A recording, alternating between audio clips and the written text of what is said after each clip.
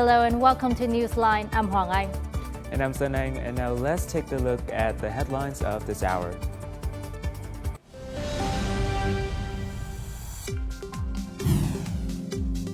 Authorities to prioritize disaster zone safety. And then later on, leveraging Phú Quốc as breakthrough for marine economy. An AI platform revolutionizes brain research.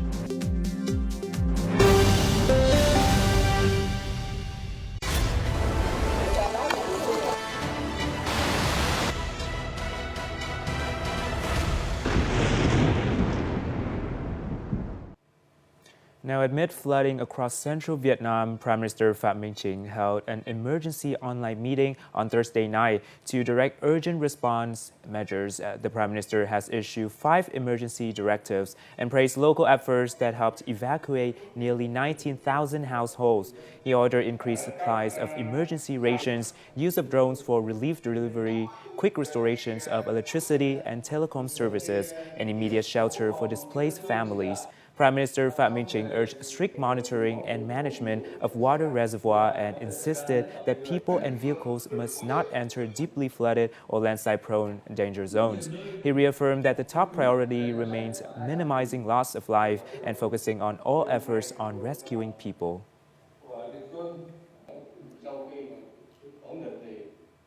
And in our latest update, the natural disasters in the central provinces have resulted in 50 people dead or missing. A total of 167 houses have been damaged, while more than 51,000 homes remain inundated. Floodwaters have also devastated agriculture with over 130,000 hectares of rice, crops, and vegetable damaged. On the transport network, 30 locations along national highways are still submerged, causing severe traffic disruption. During a meeting with local authorities in disaster-hit areas on Thursday, Deputy Prime Minister Hồ Quốc Dũng called for urgent strengthened measures to support and protect residents in flood-affected regions. So far, thousands of households in high-risk zone across Gia Lai and Lâm Đồng provinces have been evacuated. The Deputy Prime Minister stressed the need to maintain on-site forces and equipment to ensure absolute safety for all affected residents. He requested strengthened safety measures at traffic bottlenecks and areas at high risk of landslides, priority use of secure buildings for evacuations, and a sufficient provision for food and essential supplies for displaced communities. And massive landslides have hit Mimosa Pass in Lâm Đồng province, collapsing a section of roadway and halting traffic in both directions. Roads across Khánh Hòa, Đắk Lắk, and Gia Lai provinces are also cut off, and the north-south railway is blocked. Tuy Hòa Airport suspended operations until midnight Thursday. More to follow.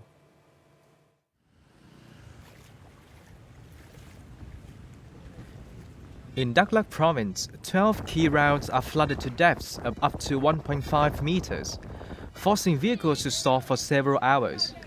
Meanwhile, Lâm Đồng province issued a disaster emergency as multiple roads collapsed.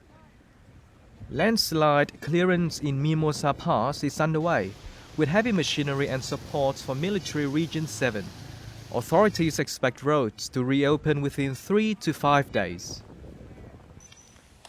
In Khánh Hòa, vehicles are banned from passing Cổ Mã and Khả passes due to landslides. Authorities immediately stood guard, cordoning off the road and coordinated with road management units to promptly repair the damage. Phoenix Pass and major routes connecting western and eastern Đắk Lắk are severely damaged, isolating communities. The Đắk Lắk Authority is assisting affected residents. National Highway 40 from southern Da Nang to the Central Highlands has more than 5 landslides per kilometer, damaging infrastructure. Heavy rains have also disrupted the north-south railway. Since November 17th, 25 train trips have been cancelled, affecting 2,000 passengers. Railway authorities will refund 11,000 tickets due to cancellations.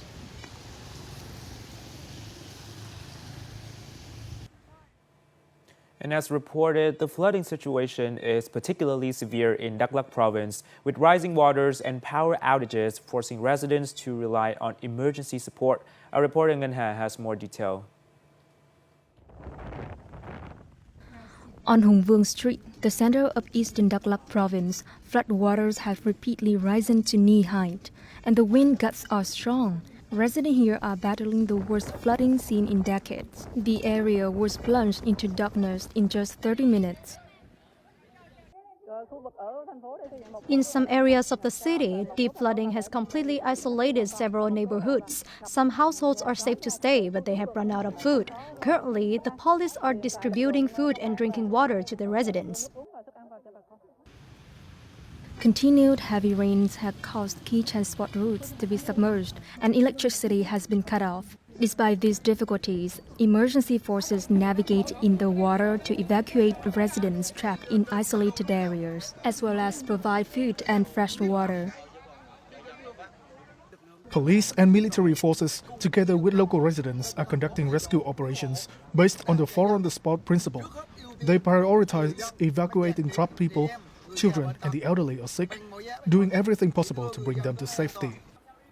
As upstream reservoirs are expected to continue releasing water, downstream areas may face further rises in flood levels. Persistent heavy rainfall is also adding pressure to already saturated low-lying zones.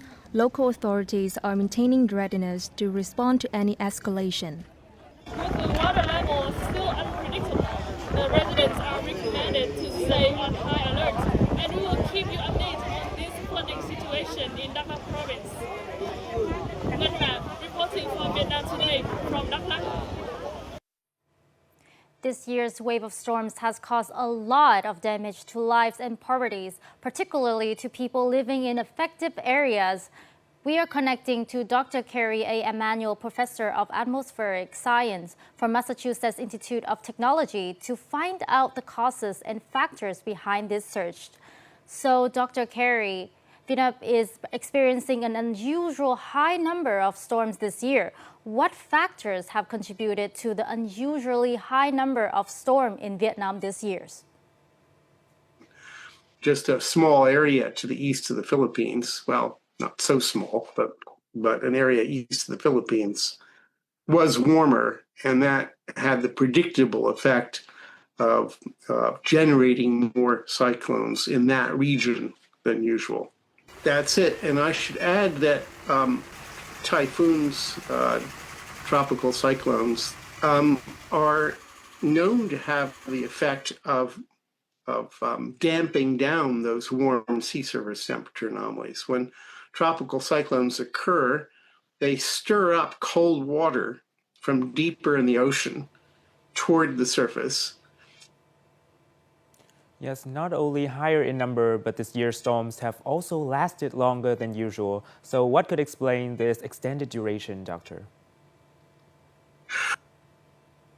Well, you think that if the storms are forming closer to the land, which they did this year, they would be shorter lived. But there's more to it than that. One possibility could be that the storms were not moving so fast. And so it took longer for them to get to where they originated, from where they originated to where they ultimately make landfall and die away. We also see that there's a greater percentage of typhoons that reach high intensity with very strong winds. The number of typhoons doesn't seem to be changing much, if at all, but the ones that do form are getting stronger, and most importantly, they're producing more rain. So flooding is becoming almost everywhere that's affected by tropical cyclones. And also, I should add, by other kinds of storms, flooding is getting to be more and more of a serious problem. Yes, so are these changes in storm patterns part of global trend, or are they localized to Southeast Asia and Vietnam in particularly, Doctor? Well, I think the answer to your question is this year, this warm patch of water that formed to the east of the Philippines was pretty peculiar to the vicinity of the Philippines and and the southern part of China and Vietnam.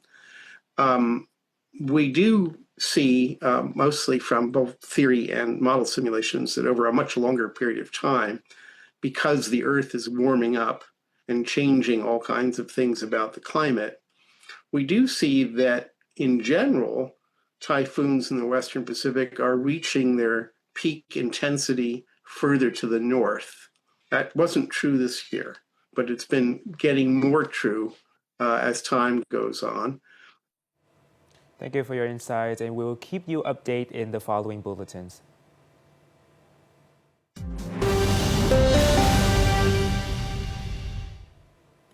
Now we continue with the bulletin's economic updates. Anzang Province strategic development plans are set to boost regional cooperation and economic vitality. Yes, and Anzang Province will achieve breakthroughs and affirm its positions as the dynamic growth pole of the Mekong Delta.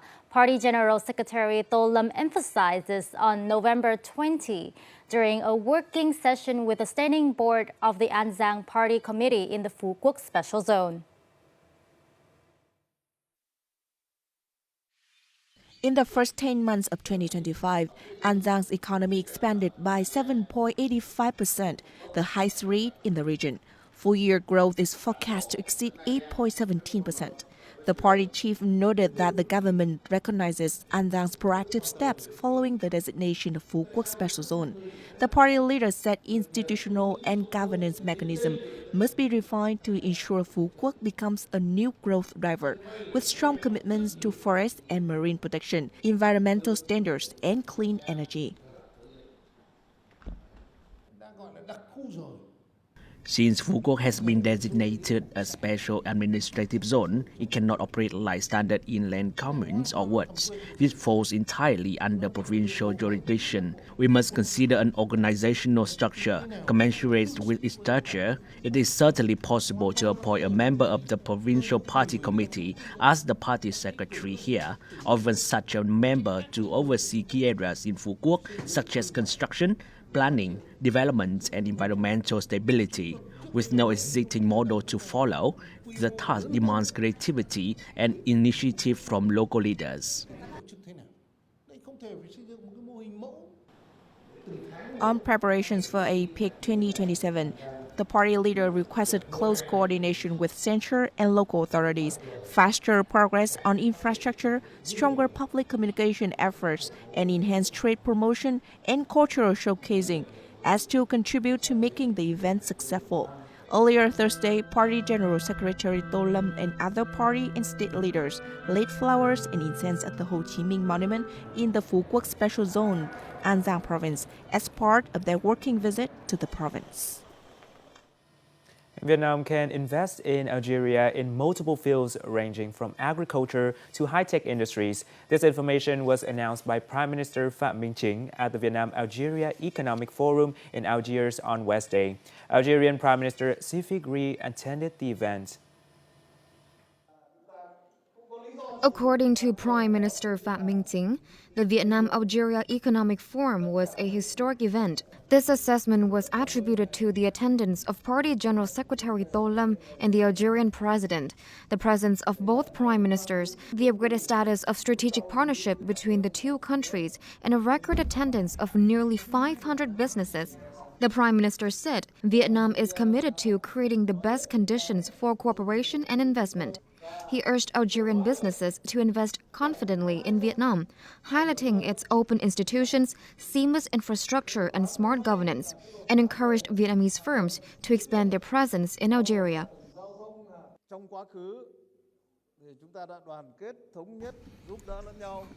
In the past, we stood side by side, united as friends, partners, and brothers to win independence for our two nations.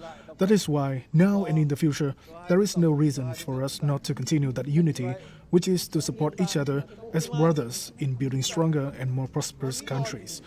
As the Algerian President and Prime Minister told me, there are no limits and no barriers to economic cooperation between our two nations in any sector and in any field.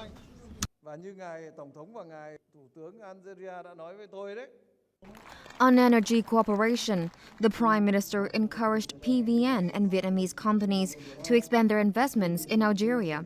The investment fields include oil and gas exploration to petrochemical refining and fertilizer production for export, as well as projects in wind and solar power.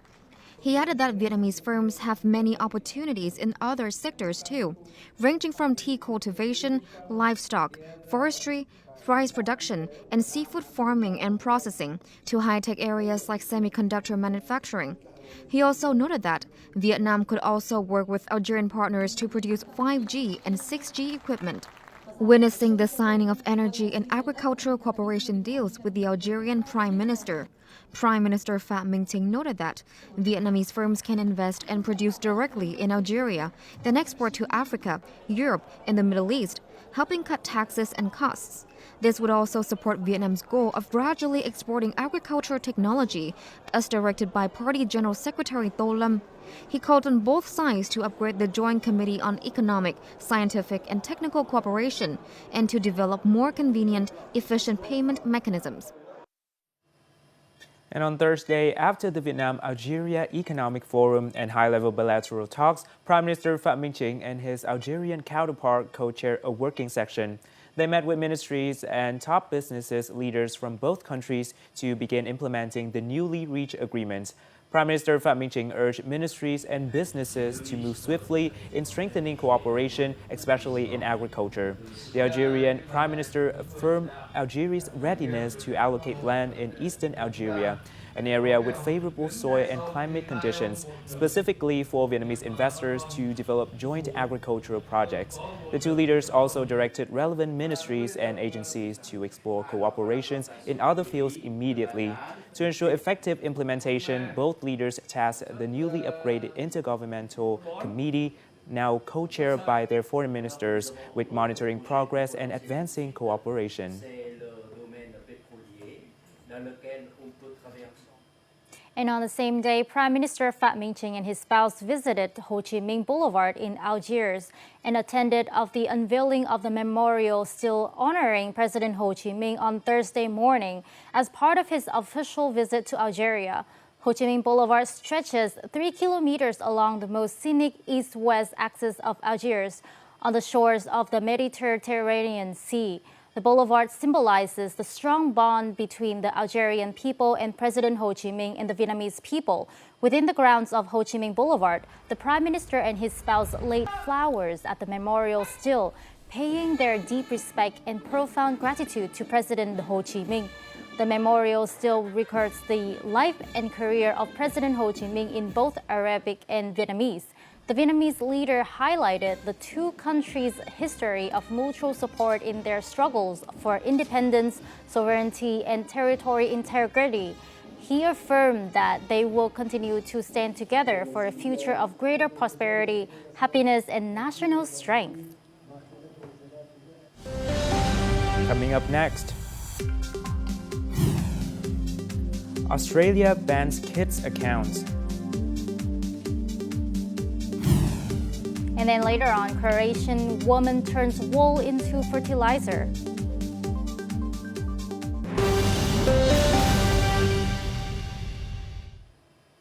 Welcome back to Newsline. Moving on to international news. Sơn Anh, what's the update? Yes, Hoàng Anh. So first, let's turn our attention to Australia, where Meta announced on Thursday that it will remove accounts belonging to users under 16 from Facebook, Instagram, and Threads starting from December the 4th. The move comes ahead of Australia's new law banning children from using social media, which takes effect on December the 10th. Platforms that violate the rules could face fines of up to $32 million. Meta said it will notify users aged 13 to 15 that their accounts will soon be disabled. It will also stop allowing new accounts for users under 16 and begin revoking access from December the 4th, aiming to finish before December the 10th. Now, the Allen Institute for Brain Science in the United States has introduced a new artificial intelligence platform that lets scientists search and compare vast amounts of brain data with a simple online query. The platform draws from data sets covering human brains and multiple animal species. At its core is an exceptionally detailed 3D map of the mouse brain. With this tool, researchers can benchmark their own experiments against a shared reference data set, allowing for precise comparisons of neuron types, brain networks, and disease markers. The platform is expected to speed up on research, dementia, and mental disorders, while helping pharmaceutical companies test potential drugs more efficiently. Now, a South Korean ferry ran around on the rocks off the country's west coast on Wednesday. No casualties have been reported. The vessel was en route from Jeju Island in the south to the southwestern port city of Mokpo when it ran aground. The Coast Guard said video released by authorities shows the stranded ship with rescue vessels alongside, assisting passengers and crew. The ferry had 246 passengers and 21 crew members on board. The Coast Guard is mobilizing all available resources to ensure everyone's safety. It remains unclear why the ship entered shallow waters. And Irsak Lake, recognized as one of Turkey's significant wetlands and bird paradises, has begun to host new migratory visitors. As temperatures fall, greatest wide-fronted geese migrating from the colder parts of western Russia have arrived in the lake. Irsak Lake is located in the İpekçiölu district of Van, spanning 114 square kilometers and situated at an elevation of 1,808 meters. As they continue their migration, the great white-fronted geese pause at this key wetland in eastern Turkey to feed and to rest. Hundreds of flamingos, shell ducks, and other geese also flock to the lake, bringing life to the area. This remarkable moment in nature's migration cycle was recorded using drone footage.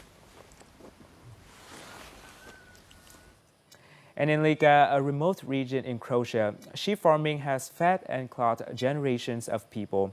However, in recent decades, as demand for wool has declined and the traditional weaving practices have disappeared, what was once a valuable resource has become a waste. And one Croatian entrepreneur has found a way to transform the waste into organic fertilizers.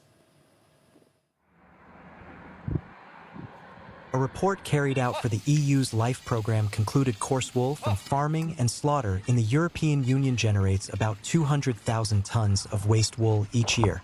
In 2023, Croatian businesswoman Dragica Jerkov turned the problem into a business that turns discarded wool into organic fertilizer.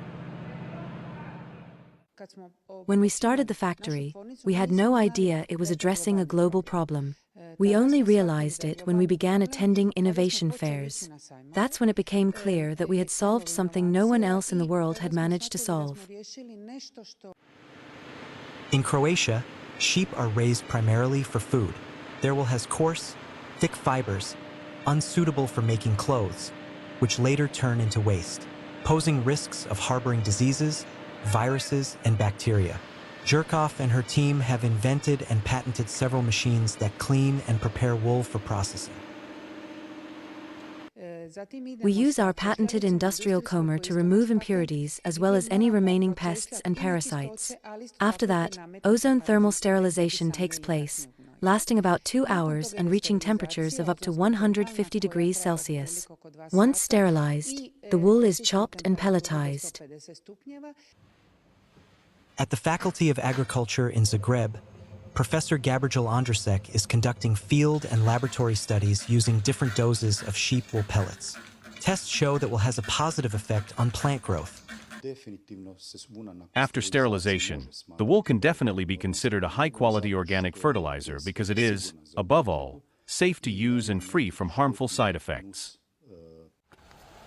The pellets act as small reservoirs from which plants draw water when needed. Through her factory, Jerkov has offered sheep farmers in Lika the chance to sell wool that would otherwise be treated as hazardous waste. In doing so, she helped them solve a long-standing problem while creating new value. Coming up next, Vietnam promotes tech-driven inclusive development. And then later on, Vietnam expands connectivity with Nordic market.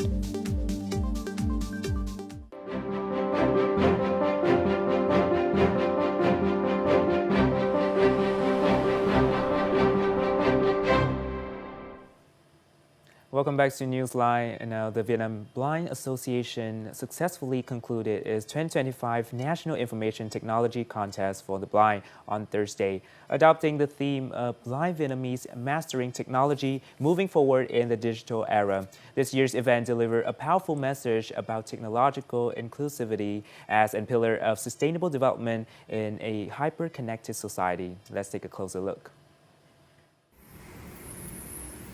A highlight of this year's competition is the creative product category.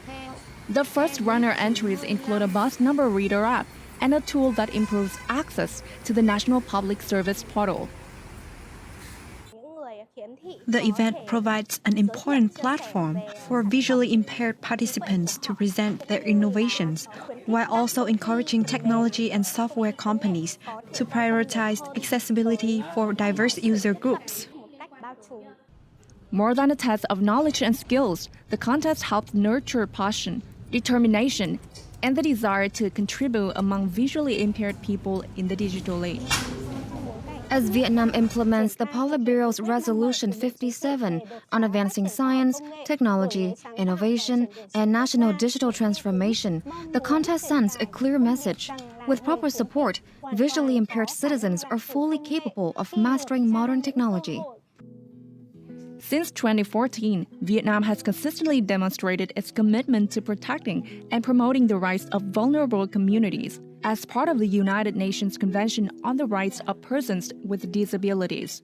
Governments and international organizations are optimistic that empowering populations with disabilities to master technology will be one of the key drivers in realizing inclusive growth targets.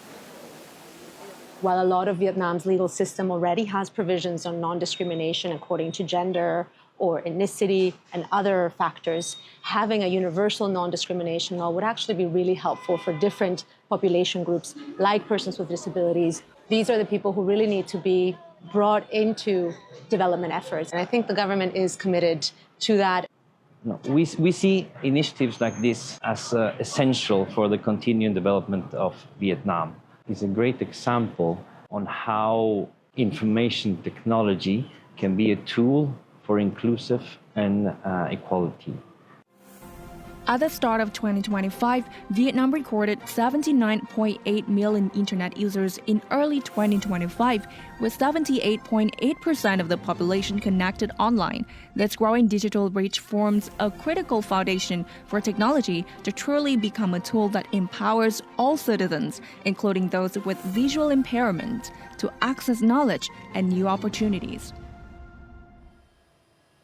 To enhance tourism and aviation's links between Vietnam and the Nordic region, Vietnam Airlines has recently collaborated with tourism promotion agencies to organize the Vietnam European Tourism Promotion Program in Copenhagen, Denmark. As part of the program, Vietnam Airlines officially announced the launch of its direct Ho Chi Minh City, Copenhagen route from December 15, 2025. This will be the first direct flight connecting Vietnam and Denmark and will also serve as a new aviation bridge between Southeast Asia and the Nordic region, reducing travel time to around 12 hours. In addition, the airline signed several cooperation agreements with Danish partners, focusing on tourism promotion, the development of two-way travel products, and aviation service quality. These agreements are expected to create new momentum for Vietnam's tourism growth in the Nordic market. And that's all the news that we have for this hour on Newsline. Thanks for watching and see you next time.